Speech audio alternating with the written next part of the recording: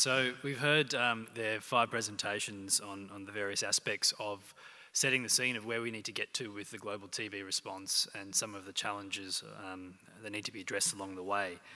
I think what we've talked about are the need for new models of service delivery and new tools such as vaccine tests and drugs, but that needs to be really coupled with a multi-sectorial action to address socioeconomic drivers and also addressing stigma and community engagement really at the forefront of the response. So one other key aspect that we discussed today was the need for research and innovation to really be at the centre of what the global and local TB responses are going to be like. We want to open up the floor for comments and questions.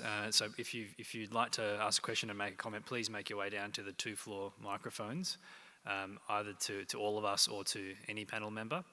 And whilst that's happening, I think I do want to ask Kerry a specific question on we've addressed a very specific disease issue. We've got quite a few questions actually, so I'll hold mine. So we'll go first, front down on the right, please. Thank you. My name's Lorraine. I'm a pediatric infectious disease physician from Canada, so also low incident country with similar issues. Using a global public goods approach, how open do you think our governments in the low incident countries would be in investing from domestic health budgets into global research and development? Because really, most of our cases are coming in from migrants or immigrants, refugees coming into the countries. So it impacts our budgets quite significantly. Just to clarify, your question is in terms of TB being a global public health good, how much should local governments actually provide the financial, national governments, I should say? So some of these discussions had come up around the Ebola crisis because so much domestic health budget was being spent on the issue.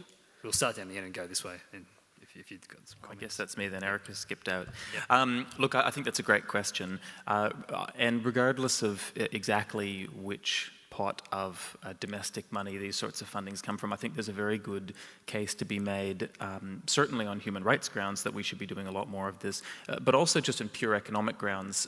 There's an excellent cost effectiveness case to be made for many aspects of TB care, that some of the low incidence TB countries which are particularly influenced by TB rates in high burden countries overseas, actually I think there's some good evidence and growing evidence to suggest that it may actually be cost effective as well as in our own domestic interest to encourage health funding to be spent overseas. Now, how palatable that is as a political suggestion is another issue, but I think it's a great question to raise and one we should talk more about.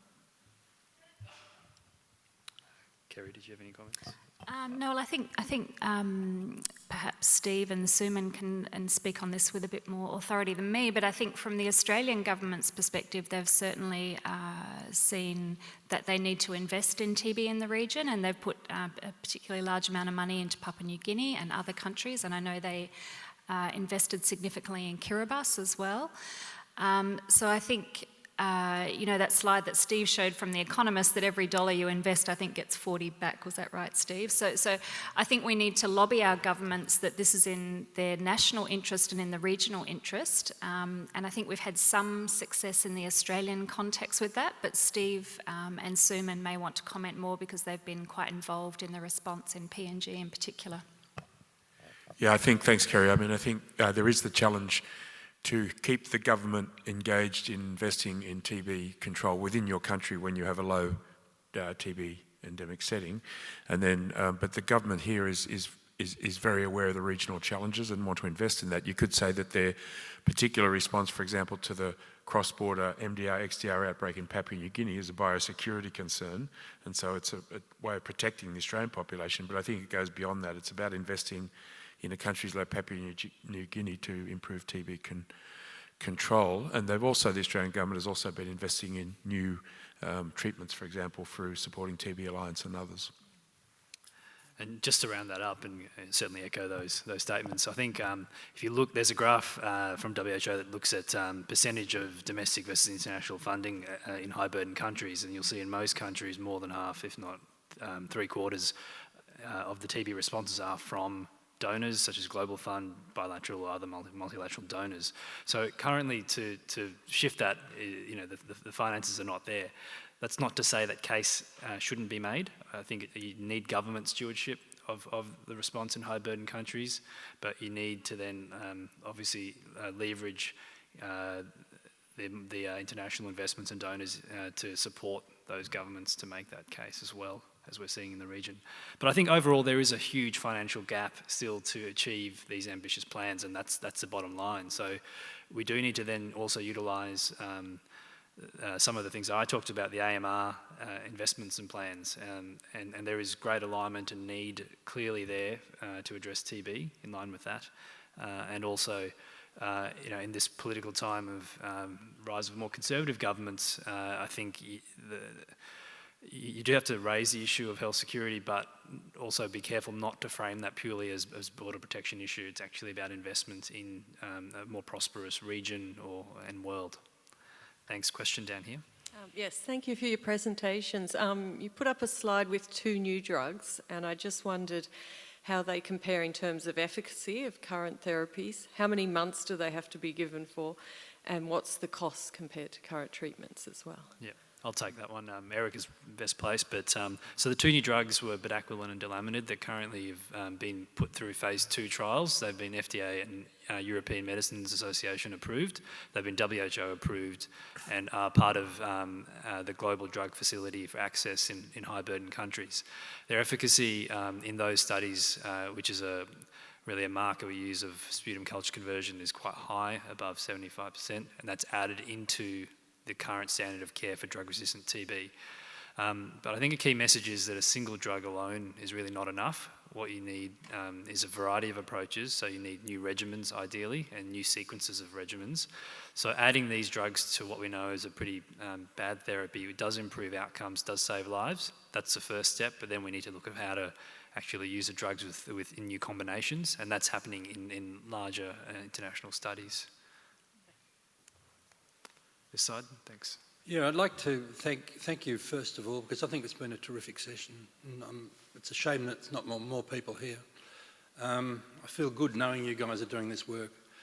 I want to talk about health systems research. I'm thinking about the way in which the Global Fund and the MDGs and so forth created a highly fragmented vertical set of programs, which is now recognised as having been a problem, and that under the heading of universal health cover, we have got the World Bank and the Gates Foundation arguing that we should be looking at a mixed service provision with public and private allegedly working collaboratively together, and WHO being neutral on the question of service configuration, health system configuration. I think I came in late, so I'm sorry if this has all been covered, but I do want to argue that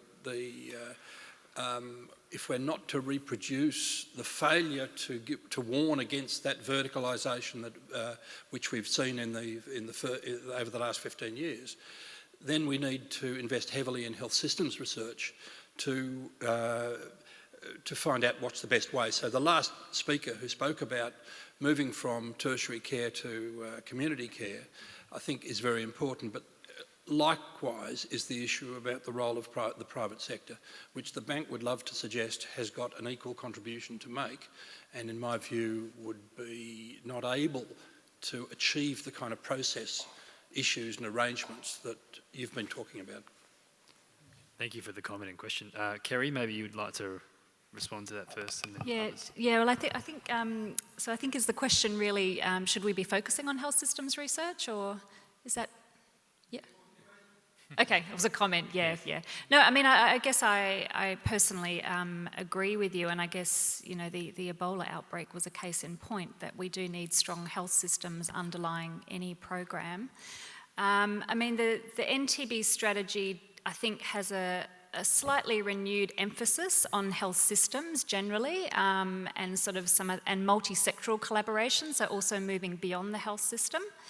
So I guess I'd just say that in response, but I acknowledge that there is a lot more sort of health systems research, embedding TB care into communities. I've been working on sort of people-centred TB care, which does involve sort of embedding TB care more within community health services.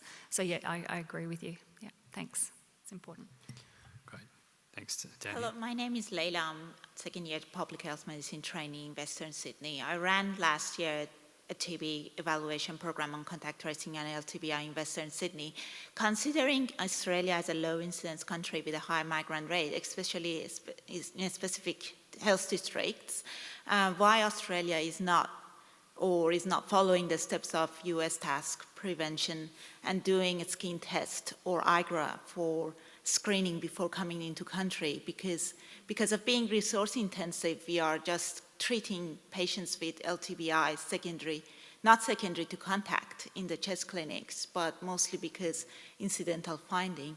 This is my first question. And second, when we are going to look at getting some drugs such as rifampicin, which is weekly dosing and treating and increasing treatment rate as a chemoprophylaxis rather than daily dosing or 3 times weekly dosing.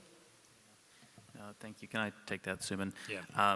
No, look, I think 2 very good questions there. And I guess the first thing I would say to the first question around latent TB screening and migration is I think a lot of countries have evolving strategies around this. The US strategy has really evolved over the last 5 or 6 years, where there has been pilot studies in high-risk countries and expanded to other groups. And so that's something which is still in evolution. And the same thing is true here in Australia. So since the end of 2015, latent TB screening has been part of the migration pathway for children under the age of 11. And so that's the first step of that, which is currently being evaluated, but one would expect would expand to other groups. I think it's also linked to your second question, which is for me, one of the key issues around migration-related screening for any disease, but particularly for an asymptomatic and non-transmissible condition like latent TB prior to reactivation, I think we have to be very careful about the structures we put in place, that they're not unreasonably burdensome on people. I think we need to make sure that as far as developing effective but also ethical strategies, we need to make sure that we're setting them up in such a way that they're of genuine benefit to migrants rather than simply being about protection for recipient countries, as it were. And so I think that as we move towards shorter and better tolerated treatments like the rifampicin-based weekly therapy, I think the benefits of screening programs also correspondingly increase. So hopefully that's something that will be licensed in Australia relatively soon, and we'll have the option to do both of the things that you suggest. Thanks. Hello, my name's Caroline McElnane. I'm from the Ministry of Health in New Zealand. Thank you all for your presentations. I note that none of you mentioned BCG, and given the difficulties with accessing BCG at the moment, certainly we're having that problem in New Zealand, I'd be interested in your comments on the role of BCG in the elimination of TB. I think Steve and Justin. Yeah, okay, thanks very much. I mean, if people were not aware, what you're referring to is that just around 2 years ago, I think largely because of the sale of Serum Statins Institute by the Danish government, became a global shortage of BCG. The countries that have actually felt that more than anyone has been the low incidence settings, because there was a prioritisation of making sure BCG was available in the high incidence settings. And I think UNICEF actually did pretty well in trying to source other sources of BCG to replace BCG Danish. So it was actually an example of a fairly positive response, but I do understand this issue around ongoing BCG shortages. It is an important vaccine to be given to newborns in TB endemic settings, particularly because of its protective effect against severe forms of disseminated disease. And the consequences of diseases like TB meningitis, high mortality, and even with survival, high disability, this is a major contribution. The challenge, of course, with BCG is it's not as good as we'd like it to be. And I think there is need for better vaccines, and again, revisiting the issues around the use of vaccines perhaps also at older age groups where we might get a better response, protecting, for example, against that sudden rise in adolescence that you see. So there are many inadequacies and uncertainties about the best use of BCG. But as I understand it, the shortage of BCG should hopefully have been a temporary blip that's being addressed. We might just take, thanks, the last question here down on the left. My name is Peter Trebilco from the University of New South Wales, and I remember very well when I first started working in the Health Commission of New South Wales, in the 3rd month of my arrival, the first active case of TB was reported for that month, and the panic that caused was very impressive. Absolutely nothing happened at all. My question deals, however, with something which related to that, because I knew nothing of TB at that stage, except 2 personal cases that I knew of. I was told that long before anybody found a vaccine, long before anybody saw anything in a microscope, that moving appalling living conditions in London and in Manchester had a remarkable effect on the incidence of TB. And nobody has mentioned that. And it struck me that desperately poor little village or settlement of 15,000 people near the mouth of the Fish River in Papua New Guinea, that seems an excellent place to give them proper accommodation. It shouldn't cost that much money. Thank you. So I guess that's a comment, but I think we could respond to just the issues there of the social determinants. I mean, I'll just say first that there is an impressive slide looking at TB deaths in England and Wales and industrialisation leading to a huge decline before the advent of drug treatment. However, I think in the current state of the global epidemic, that can't be directly translated into where we're at now, where you're seeing transmission occurring very heterogeneously and also with drug resistance, etc. I think certainly social protections and improving general living conditions itself, poverty alleviation will contribute to a reduction in TB, but ultimately it will be an actual biosocial approach of diagnosis, treatment, prevention with improving the social and economic determinants. Okay, so I think we're at time. So thank you to everyone here for attending this session, and appreciate your attention.